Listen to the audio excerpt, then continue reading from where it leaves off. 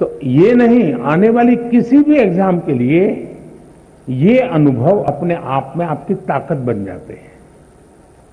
इसे आपके इन अनुभव को, जिस प्रक्रिया से आप गुजरे हैं, उसको आप कतई छोटा मत मानिए। दूसरा, ये आपके मन में जो पैनिक होता है, क्या ये तो नहीं है कि प्रिपेयर्डनेस में कमी है?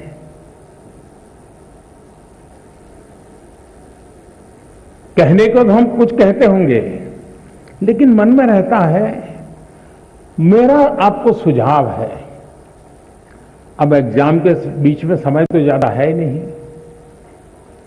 इस बोझ को जीना है कि जो किया है उसमें विश्वास भर करके आगे बढ़ना है। हो सकता है एक दो चीजें छूट गई होगी, एक आध चीज में थोड़ी जितनी मेहनत चाहिए नहीं हुई होगी, उसमें क्या है, लेकिन जो हुआ है उसमें मेरा आत्मविश्वास भरपूर है, तो वो बाकी चीजों में भी वो ओवरकम कर जाता है। और इसलिए मेरा आपसे आग्रह है कि आप इस प्रेशर में मत रहिए, पैनिक क्रिएट हो ऐसा वातावरण को पनपने ही मत दीजिए। जितनी सहज दिनचर्या आपकी रहती है, उतनी ही सहज दिनचर्या में आप अपने आने वाले परीक्षा के समय को भी बिताइए।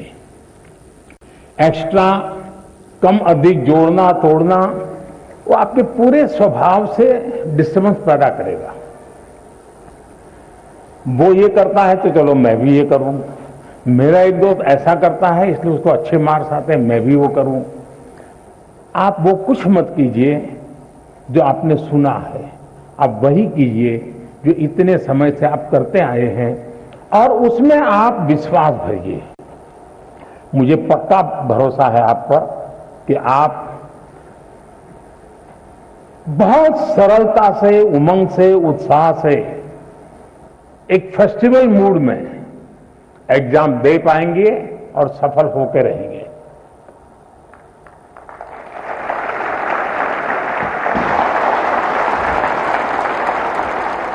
Thank you, Honorable Prime Minister, sir, for teaching us to accept exams as a natural experience, to believe in ourselves.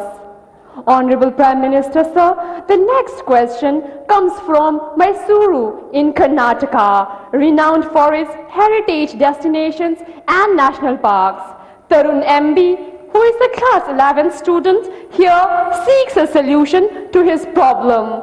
Tarun, may we have your question, please? Good morning, sir. I am Tarun MB, studying in class 11th at Jawahar Navodaya Vidyalaya, Mysuru, Karnataka.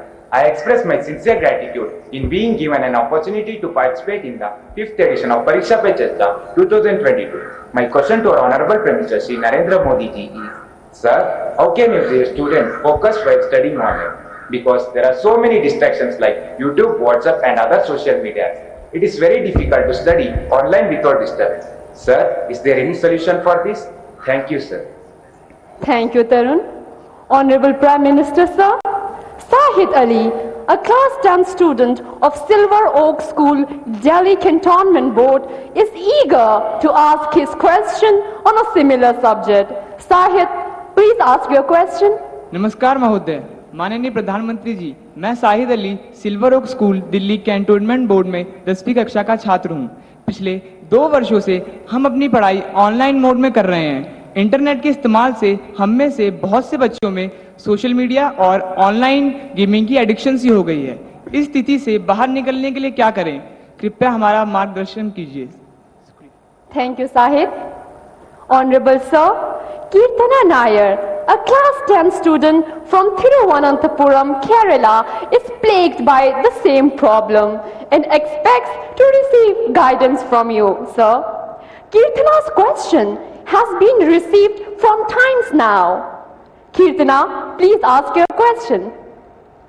Hi, I am Kirtana from class 10 in Christava School, Thiruvananthapuram, Kerala. As we all know, our classes have shifted online during the pandemic.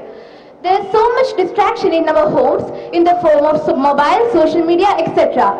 Sir, so my question is, how can we improve the learning through online classes?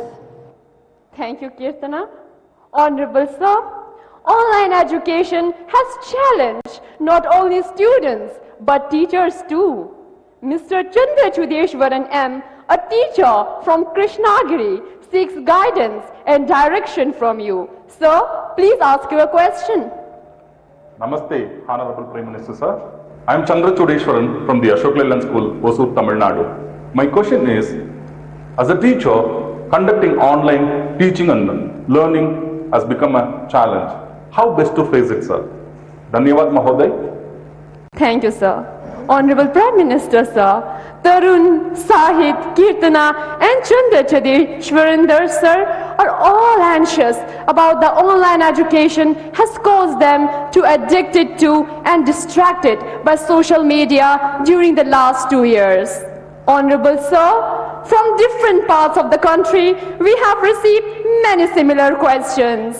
Out of those, these are the selected ones that sum up everyone's concerns. I request you to please guide them, sir.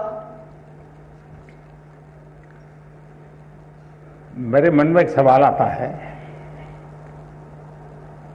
कि आप लोगों ने बताया कि कहीं इधर इधर भटक जाते हैं।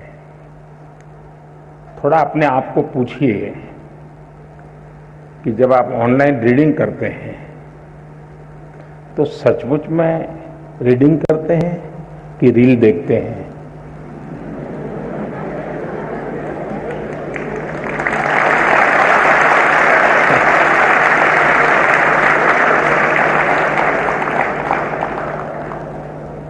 अब मैं आपको हाथ ऊपर नहीं कराऊंगा, लेकिन आप समझ गए कि मैंने आपको पकड़ लिया है।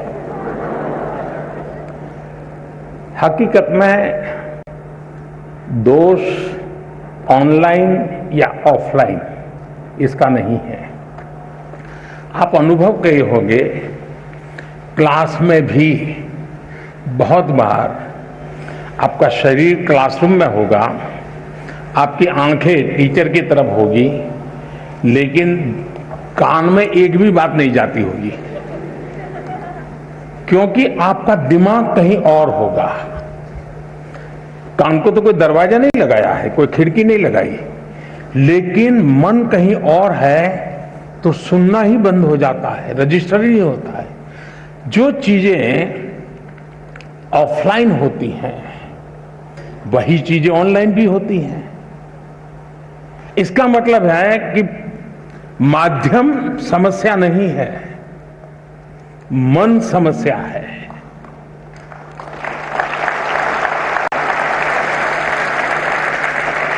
माध्यम ऑनलाइन हो या ऑफलाइन, अगर मेरा मन पूरी तरह उससे जुड़ा हुआ है, उसमें डूबा हुआ है, मेरा एक खोजी मन है जो उसमें की बारीकियों को पकड़ने की कोशिश कर रहा है, तो आपके लिए ऑनलाइन या ऑफलाइन मैं नहीं मानता हूं कि कोई फर्क पड़ सकता है। और इसलिए हम, जैसे युग बदलता है तो माध्यम भी बदलते रहते हैं। अब पहले के जमाने में जो गुरुकुल चलते थे, सदियों पहले, सहस्त्र वर्ष पहले, तो वहां तो प्रिंटिंग पेपर भी नहीं थे, तो उस समय कोई किताब भी नहीं थी, तो ऐसे ही कंठस्थ सब चलता था। तो उनकी श्रवण शक्ति इतनी तेज रहती थी कि सुनते थे और उसको कंठस्थ कर लेते थे, और पीढ़ी दर पीढ़ी कान के द्वारा सीख करके, बाद में युग बदल गया, प्रिंटेड मटेरियल आ गया, किताबें आने लगी, तो लोगों ने उसमें ढाल दिया। ये इवोल्यूशन लगातार चलता रहा है, ये, और यही तो मानव जीवन की विशेषता है। तो वो इवोल्यूशन का एक हिस्सा है कि आज हम डिजिटल गैजेट के माध्यम से, नए टेक्नोलॉजिकल टूल के माध्यम से बड़ी आसानी से चीजों को प्राप्त कर सकते हैं और बड़े व्यापक रूप से प्राप्त कर सकते हैं। इसे हमने एक अपॉर्चुनिटी मानना चाहिए, हमने इसे समस्या नहीं मानना चाहिए। लेकिन ये भी सही है कि कभी हमने एक कोशिश करनी चाहिए